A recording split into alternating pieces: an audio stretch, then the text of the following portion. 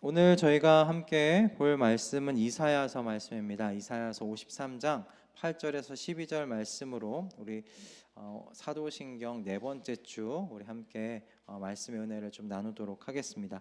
이사야서 53장 8절부터 12절 말씀, 제가 한 절 여러분이 한 절 교독하시고 마지막 12절은 합독하도록 하겠습니다.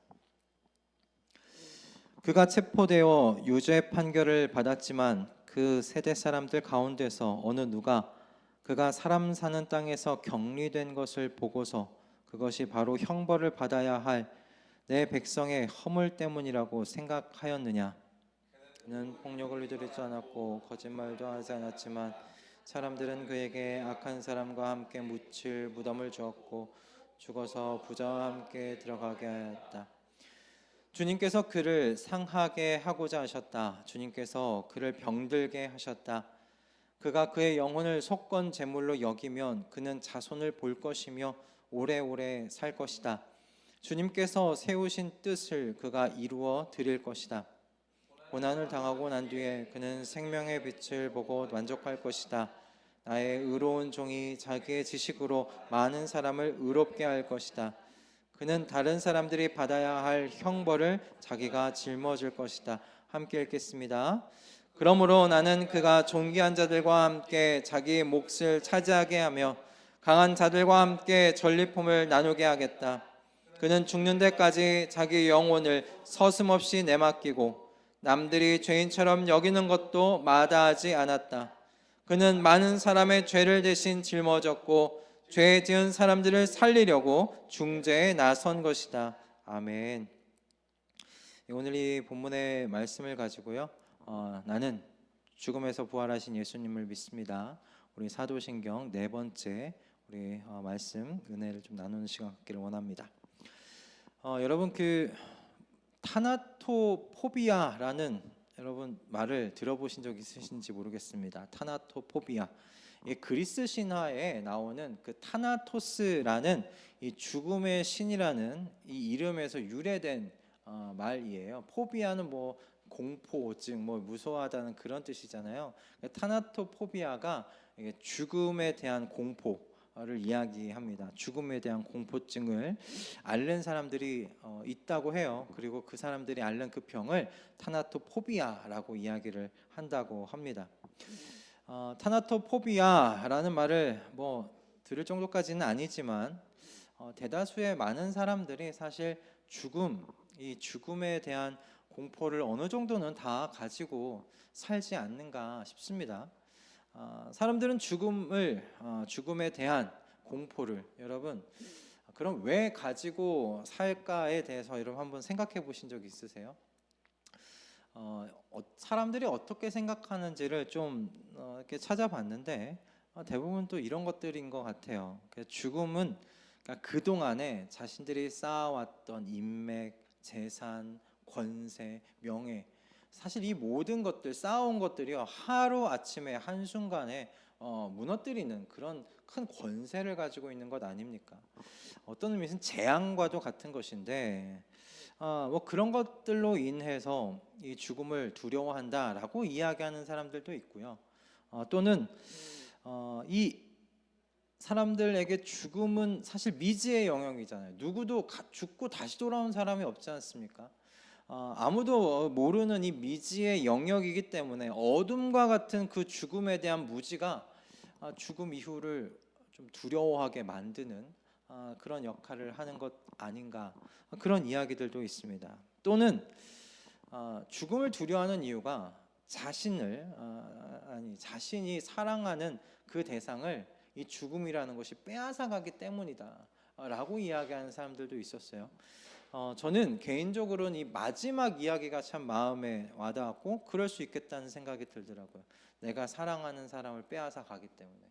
내가 죽는 거는 뭐 그럴 수도 있겠지만 그 죽음이라는 것이 내 주변에 있는 내가 사랑하는 사람을 빼앗아 간다라고 생각했을 땐 그럴 수도 있겠다는 생각을 해보았습니다.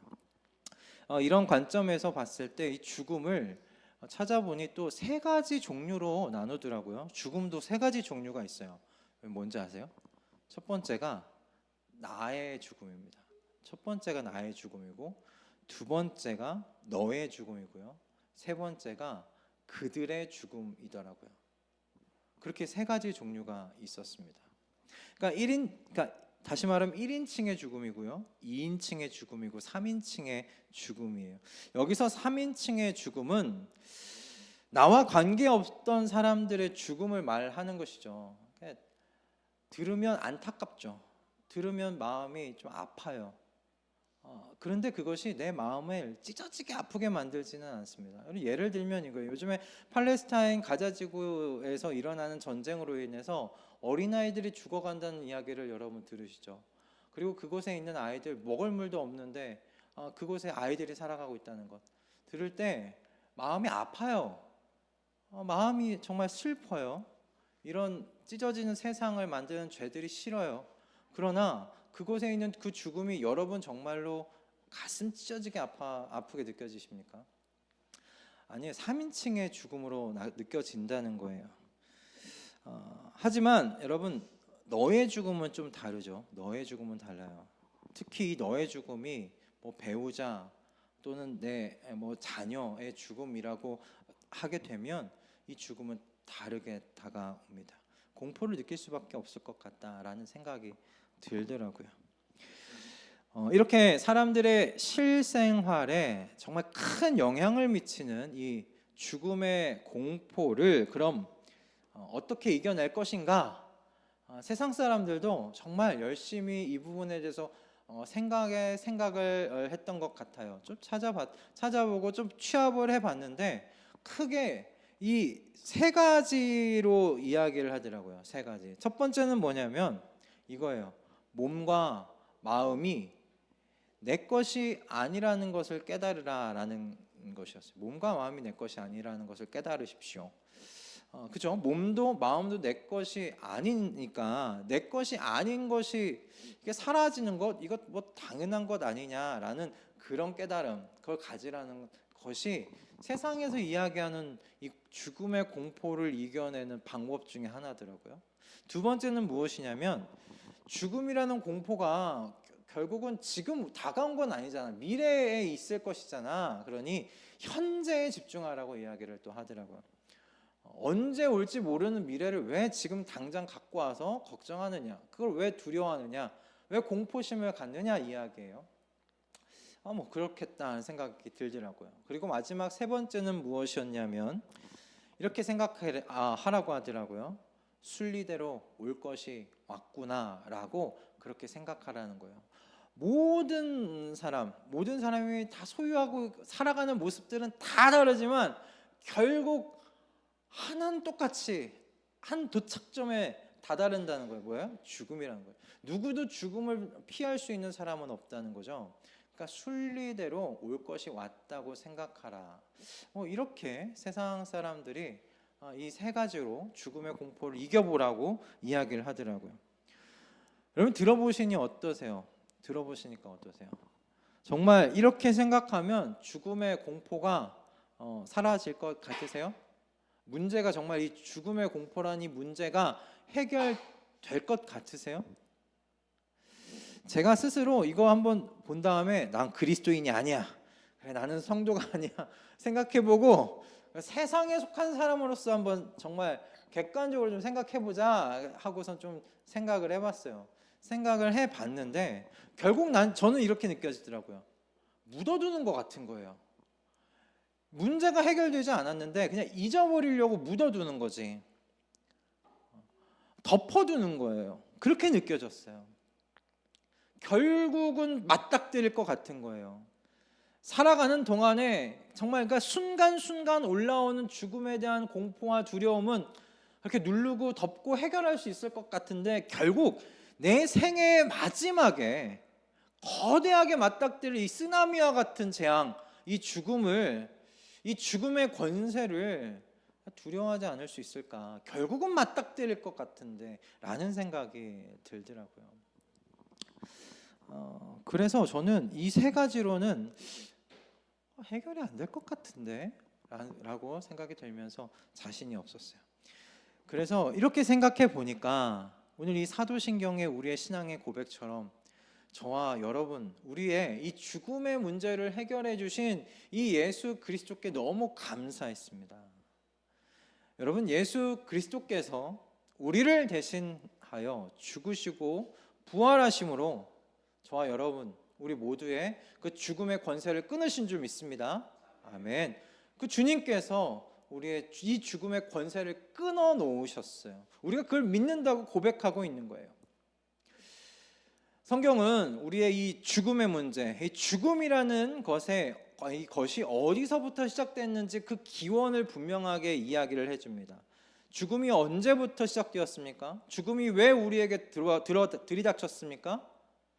죽음은 우리가 하나님으로부터 독립하겠습니다. 내가 내가 하나님이 되어 한번 살아보겠습니다. 그 독립을 선언하고 하나님의 자리를 탐내고 그 자리를 차지했을 때 인류에 대한 하나님의 공의로운 심판이셨어요.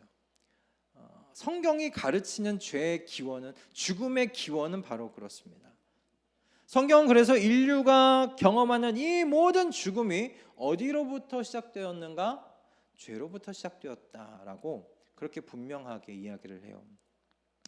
그런데 이 자비와 은혜가 풍성하신 하나님께서 우리 스스로, 죄를 지니고 사는 우리 스스로 해결할 수가 없는 이 죽음의 문제를 하나님의 아들 예수 그리스도를 보내셔서 대신 해결해 주신 것이죠. 예수님께서는 십자가 위에서 우리의 죽음을 죽으시고 부활하심으로 죽음의 세력을 이기셨습니다. 여러분, 그래서요, 어떤 신학자는 이 예수님의 십자가의 죽음을 이렇게 표현하더라고요. 좀 멋있어서 한번 같이 갖고 와봤습니다. 같이 좀 읽어볼까요? 띄워주셨나요? 같이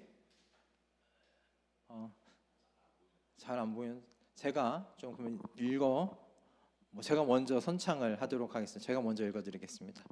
성자의 죽으심은 죽음을 죽이시는 죽음이셨다 였어요. 성자의 죽으심은 죽음을 죽이시는 죽음이었다. 여러분, 이해가 되십니까? 성자가 죽으신 것은 죽음이라는 그 존재, 그 죽음이라는 존재를 죽이시는 죽음이셨다는 거예요. 죽음이 죽었어요. 죽음이 죽었어요. 저희가 매주 사도신경으로 본디오 빌라도에게 고난을 받으사 십자가에 못 박혀 죽으시고 장사한 지 사흘 만에 죽은 자 가운데서 다시 살아나시며 라고 고백할 때 우리가 뭘 고백하냐면, 성자이신 예수 그리스도 하나님의 아들께서 우리의 죽음을 대신 죽으심으로 어떻게 해요? 죽음을 이기셨다고 우리가 고백하고 있는 거예요. 하나님을 모르는 사람들은 무슨 방법을 강구하고 있어요? 영원히 살 방법을 강구해요. 여러분, 들어보신 적은 있으신지 모르겠지만 이 생명공학에 세상의 모든 부자들이 엄청난 돈을 투자하고 있어요. 왜요? 오래 살 수 있는 방법을 찾기 위해서.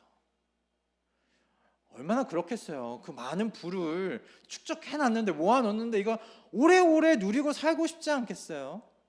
그러니 오래 살 수 있는 방법, 영원한 삶을 누리면서 살 수 있는 방법을 강구하고 있어요. 인간적인 방법으로. 그런데 여러분, 저희가 믿고 고백하는 건 뭐냐면요, 이미 하나님께서요, 뭘 죽이셨다고요? 죽음을 죽이셨어요. 아멘. 죽음을 죽이셨다고요. 여러분, 죽음이 죽었어요. 그러면 어떻게 돼요? 그리스도 안에 있는 사람들에게 죽음이 있어요, 없어요? 없는 거예요. 그 고백인 거예요. 여러분, 죽음이 죽었으니까 그리스도 안에 있는 사람들에겐 죽음이 없는 거예요. 여러분, 이것을 믿으시기 바랍니다. 그럼 왜 우리가 육신은 왜 죽어요? 질문할 수 있겠죠, 그죠? 육신은 그러면 왜 죽어요? 죽음이 없다는데요. 그에 대해서 우리 신앙의 선조들이 이렇게 고백해 왔다고 하더라고요. 같이 좀 읽어보도록 하겠습니다. 자, 시작. 우리의 죽음은 자기의 죄값을 치르는 것이 아니며 단지 죄 짓는 것을 그치고 어디에 영원한 생명에 들어가는 것입니다. 아멘. 여러분, 우리 몸이 육신이 죽는 건 죄값으로 죽는 거 아니에요. 이미 그건 끝났어요. 예수님께서 십자가에 죽으심으로 그건 끝나 버리는 거예요. 우리가 이 몸이 죽는 건요, 어디로 들어가기 위해서? 영원한 생명에 들어가기 위해서. 뭘 그치고? 죄 짓는 것을 그치고.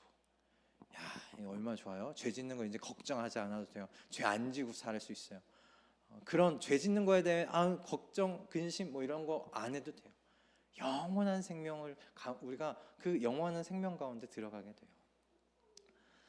여러분, 그리스도 안에 있는 사람들은 어떻게 됐는가? 죽음이 이미 죽은 사람이에요.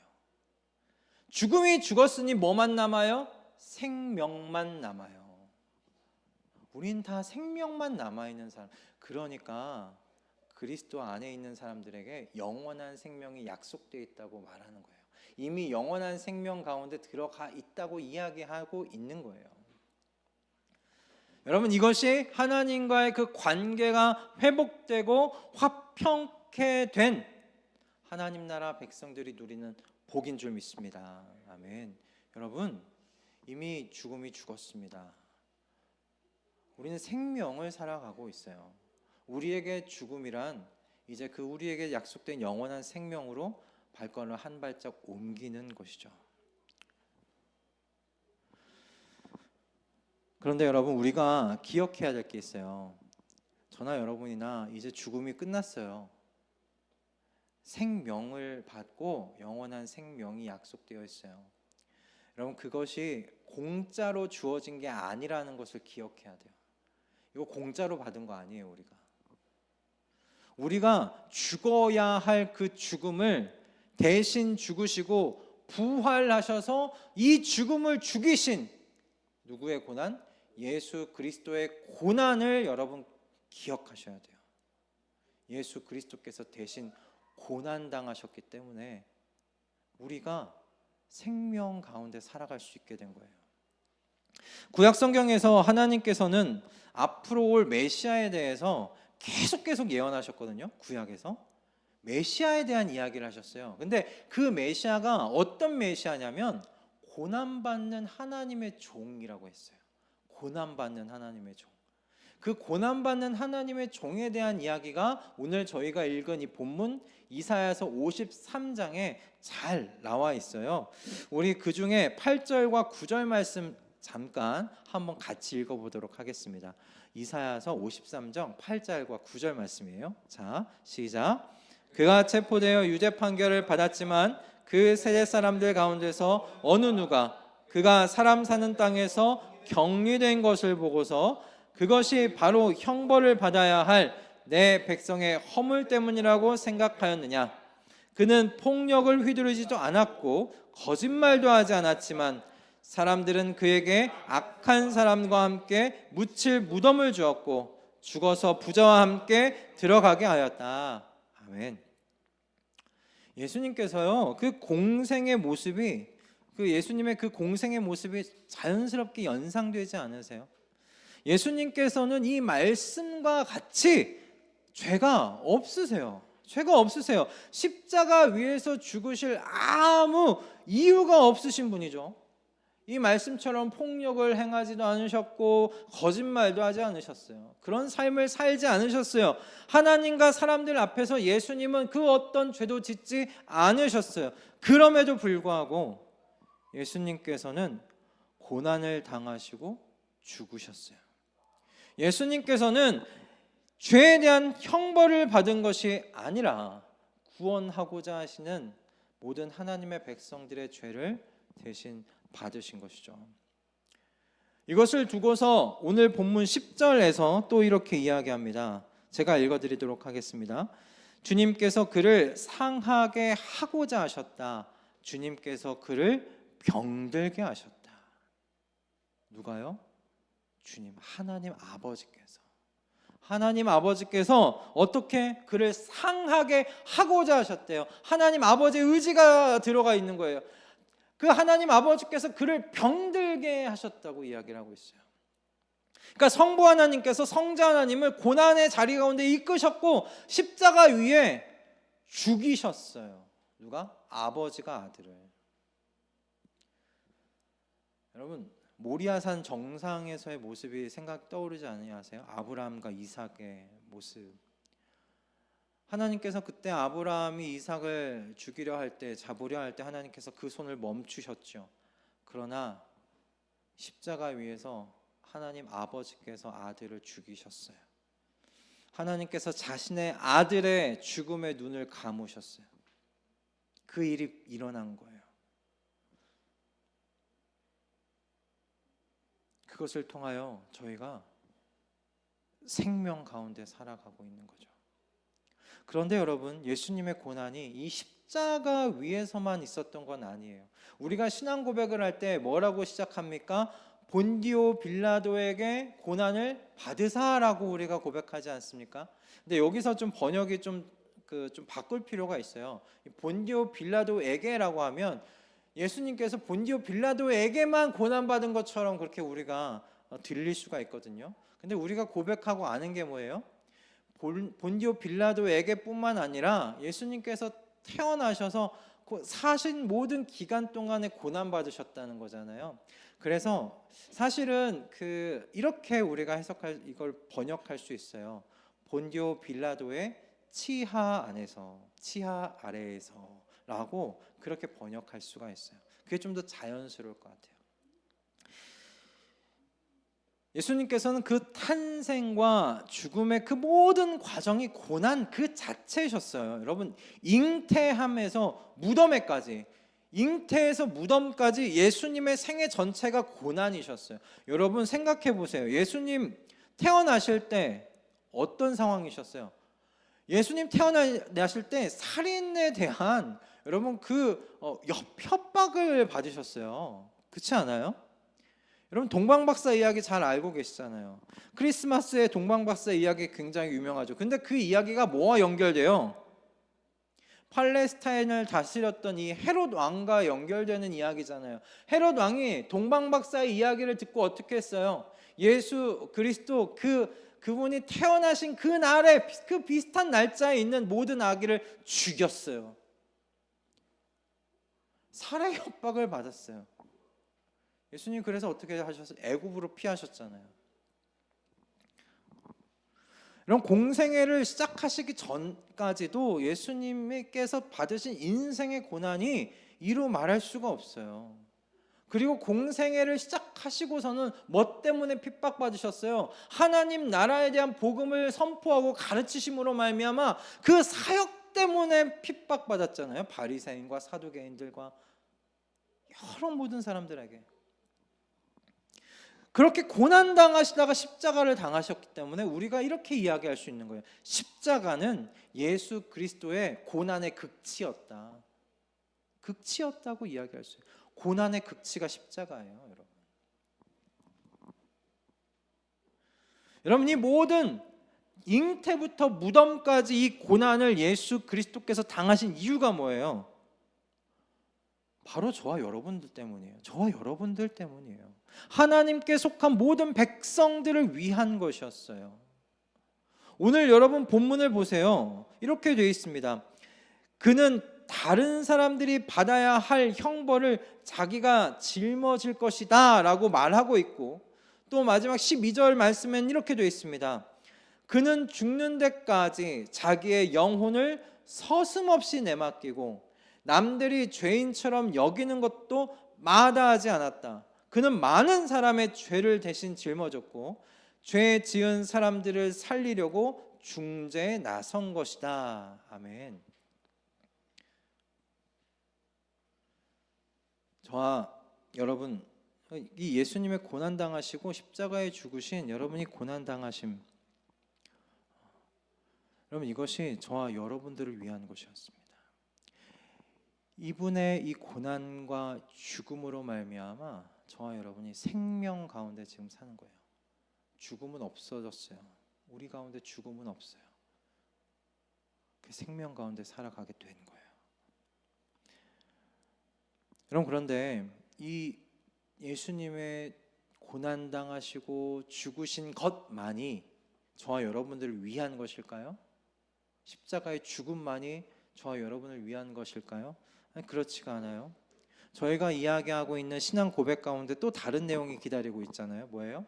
장사한 지 사흘 만에 죽은 자 가운데서 다시 살아나시며, 이 예수님의 부활에 대한 이 신앙 고백을 우리에게 지금 말하고, 우리가 늘 주일마다 고백하고 있는데, 예수님의 여러분 부활에 대한 이 신앙 고백도 잘 생각해 보면 저와 여러분을 위한 것임을 알 수 있어요.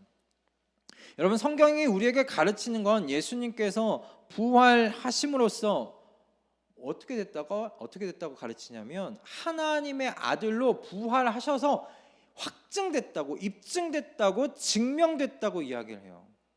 로마서 1장 4절 말씀이에요. 로마서 1장 4절 말씀 우리 같이 읽어보도록 하겠습니다. 로마서 1장 4절 말씀. 자, 시작.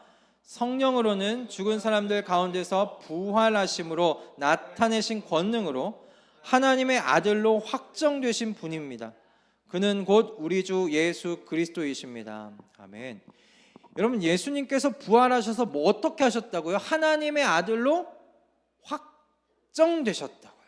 하나님의 아들이시라는 게 증명이 됐대요.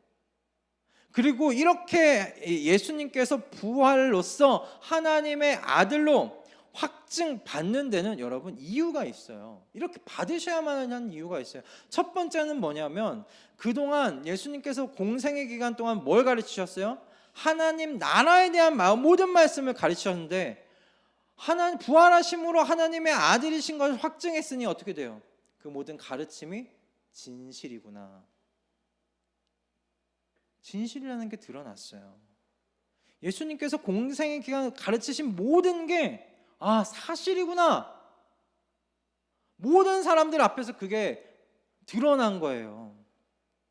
이거 거짓말 아니네, 이거 될까 아닐까 헷갈릴 필요가 없네, 하나님의 아들이 직접 말한 건데 그럼 그거 다 맞는 말이지.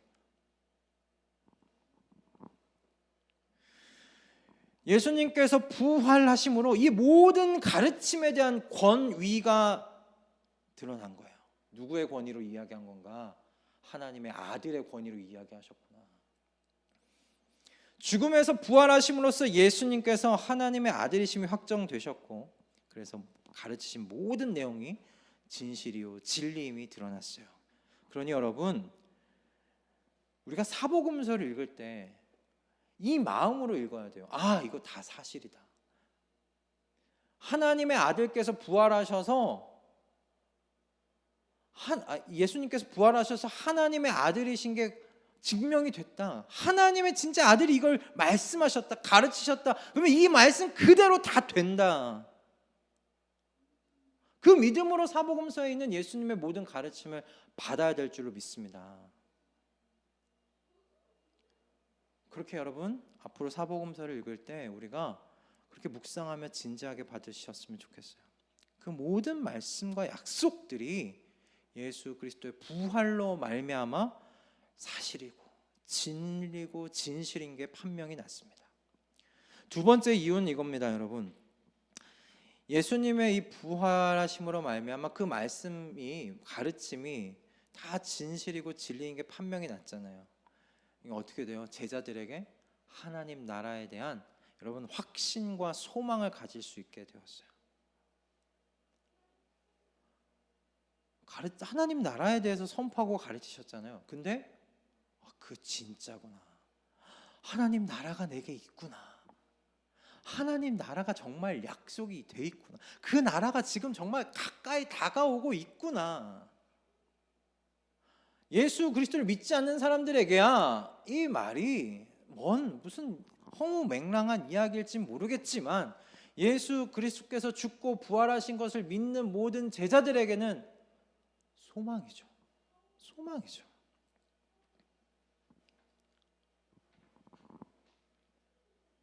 이제 죽음 이후에 하나님 나라를 바라보며 살아갈 수 있게 된 거예요.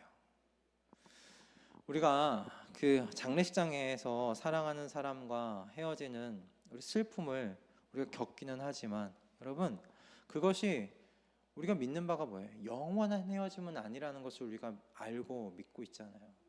잠깐 헤어지는 거라고 우리가 그렇게 믿고 있잖아요. 그래서 잠시 헤어지는 것을 슬퍼하는 것이지 죽음을 우리가 슬퍼하는 건 아니잖아요. 그럼 우리는 죽음을 슬퍼하는 사람들이 아니에요. 왜요? 죽음은 없어요.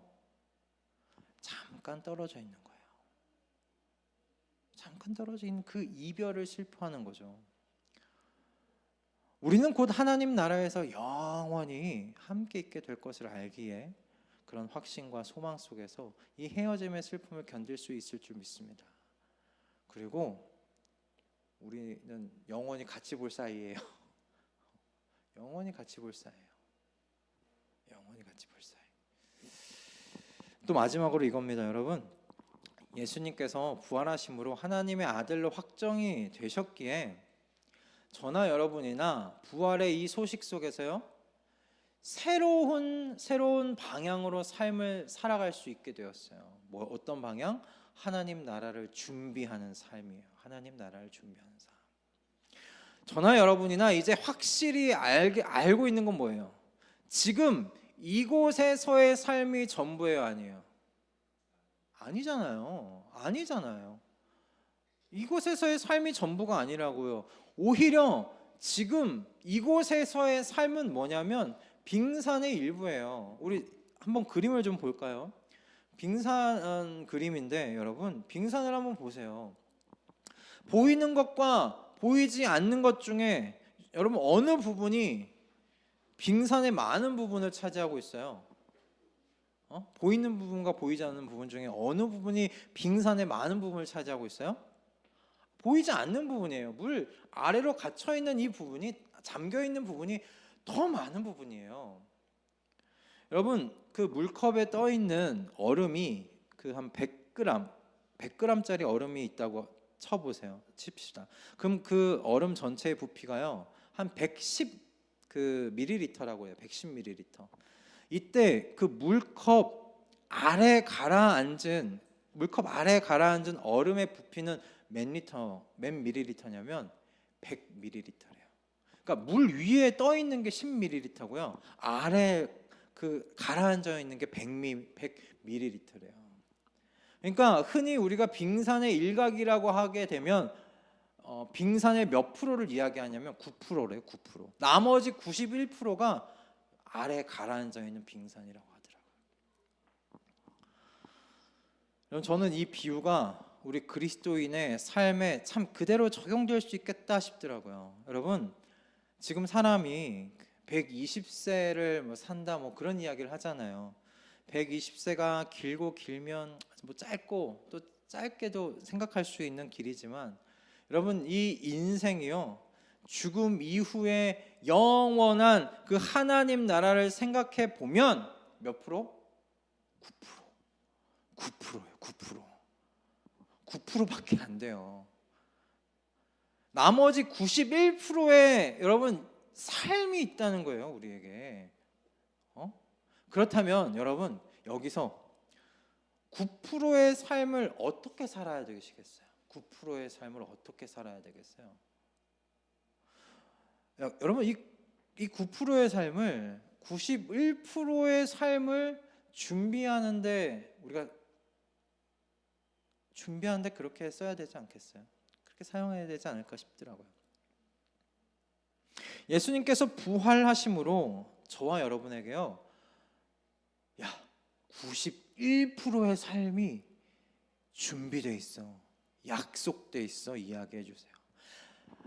주님을 모르는 사람들, 세상의 사람들은 이 세상에서 삶이 100%라고 생각해요. 그러니 이 100%짜리 여기에 그 100%인 것처럼 살 수밖에 없어요. 그런데 우리는 어떻게 생각하냐면 이 120세의 삶이요 9%짜리예요. 9%. 나머지 91%짜리가 있어요.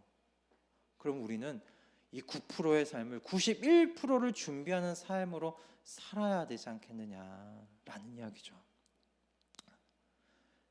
예수님께서 이렇게 이 삶의 패러다임을 완전히 바꿔주신 거예요. 여러분, 이걸 몰랐으면 어떻게 살겠어요? 이 땅이 100%인 것처럼 살지 않겠어요? 세상 사람들하고 똑같이 여기에 올인해야죠. 100%인데. 그런데 어때요? 아니라는 거잖아요. 여긴 9%짜리구나. 나머지 91%짜리가 따로 있구나. 우리는 우리의 인생을 바라보는 패러다임이 바뀐 사람들이에요. 관점을 완전히 새롭게 바꿔주셨어요. 하나님께서. 무엇을 통해? 부활을 통해서.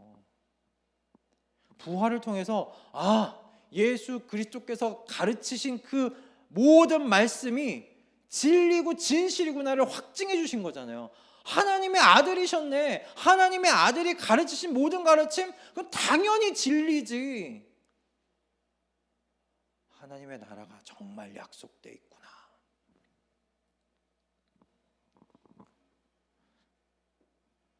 우리의 삶을 바꿔주신 줄 믿습니다. 우리의 패러다임이 바뀐 줄 믿습니다. 우리 인생을 바라보는 눈이 확연하게 달라진 줄 믿습니다. 우린 91%를 준비하는 사람들입니다. 그게 진짜 삶이죠. 여러분 어떠세요? 예수님의 이 십자가의 고난이 우리와 깊이 연관되어 있는 것처럼 예수님의 이 부활의 영광도 하나님 나라 백성들의 이 삶과 정말 깊이 연관되어 있지 않습니까? 그죠? 이렇게 예수님의 잉태와 죽음 그리고 부활 전부가요 저와 여러분을 위한 삶이셨다. 여러분 그렇게 이해하고 고백해도 무리가 안 됩니다. 그런데 이렇게 해석하는 이해가 어떤 분들은 이렇게 이야기할지 모르겠어요. 야, 이거 너무 사람 중심적으로 지금 해석한 거 아니냐? 너무 인본적인 거 아니냐? 여러분 전혀 그렇지 않아요. 하나님께서 저와 여러분을 위해 하신 일입니다. 저와 여러분을 위해 하신 하나님 아버지의 그리고 성자 하나님과 성령 하나님의 위대하신 구원의 일입니다. 그래서 감히 이렇게 이야기할 수 있어요. 사랑이 여기에 있다. 사랑이 여기에 있다 말할 수 있는 거예요. 성부, 성자, 성령 하나님의 사랑의 극치가 바로 하나님 아들의 죽음과 부활에 있다고 우리가 감히 말할 수 있는 거죠. 여러분 이걸 묵상하면서 그냥 그런 마음이 들었어요. 어떤 부모도 이 성부와 성자와 성령 하나님의 이 사랑을 대신할 수 없다. 이 사랑처럼 사랑할 수 없다 생각했어요. 여러분 모든 부모가 자녀를 사랑합니다. 진짜 사랑합니다. 자녀를 위해 희생하고 헌신합니다. 그러나 여러분 그런 부모도요. 우리 마음에 어떤 마음이 있냐면 자기 시간을 갖고 싶어요. 자기 시간 갖고 싶어요. 자기 인생을 살고 싶은 마음이 있어요. 저도 제 개인적인 시간을 가지고 싶어 하고요. 제 아내도요. 혼자만의 시간을 가지고 싶어 해요. 아들 좀 따로 어디 놀아라. 밖에 나가서 놀아라. 나는 좀 같이 내 개인적인 시간 갖고 싶어 해요. 자녀를 위해 헌신을 하죠. 그렇지만 완전히 그 인생 전부가 그렇게 하지는 못해요. 부모도 사람인 이상 그 안에 본성이요 지속적인 그리고 완전한 헌신과 희생을 여러분 그 희생에 대한 저항감이 있어요. 그 저항이 있어요. 저도 그래요. 아무리 좋아하고 사랑하지만 저도 제 개인적인 취미와 뭐 이런 것들 그런 개인적인 시간을 갖고 싶죠. 그럼 게다가 오늘날 많은 젊은 세대들이 자녀를 낳기보다는 자기 인생 살고 싶어 한다는 여러분 그런 이야기들 많이 들어보시잖아요. 자기 인생을 희생하고 그렇게 헌신하는 거 여러분 그렇게 쉽지 않은 일이죠. 부모도 인간적인 부모가 다 그래요. 그러나 여러분 이 영적인 부모 되시는 삼위일체 하나님을 한번 묵상해 보세요. 오늘 우리 이 말씀 그대로 한번 묵상해 보세요. 그분의 잉태와 여러분 그 십자가의 죽으심과 여러분 이 죽으심에서 부활하신 이 모든 사건이요 다 저와 여러분이에요. 그분이 도대체 왜 우리의 형체를 입으시고 이 땅에 왜 오세요 도대체? 살인의 위협까지 받으시면서 왜 그렇게 오셨으면 좀 편한 곳에 가시지, 어디 좀 왕족, 귀족 그런 핏줄 가운데 좀 오시지, 왜 목수의 집안에? 그 목수도 근데 나중에 과부가 됐어요. 마리아가. 그 찢어지게 가난한 그 집안에 왜 오셔서 유년기, 청년기 왜 다 그 힘들게 사시다가 공생의 기간도 하나님 나라 그 가르침을 선포하고 사시면서 왜 그런 핍박과 고난 다 당하시는 말이에요. 그러면 좀 명예도 받고 그 가르침에 따르는 제자들도 많아져서 좀 편히 사셔도 돼. 십자가에 죽으셨어요. 그 고통을 다 당하시고. 왜요? 왜? 저와 여러분 때문이에요. 그리고 그분이 죽음에서 부활하신 그 이유도 또한 저와 여러분 때문이에요. 죽음을 이겼다. 너희에겐 이제 죽음이 없다. 너희는 이제 생명 가운데 산다. 내가 가르친 모든 가르침이 진리다, 진실이다. 내가 부활함으로 말미암아 확증하지 않았느냐? 그렇게 말씀하시는. 누구를 위한 거예요? 저와 여러분을 위한 거예요.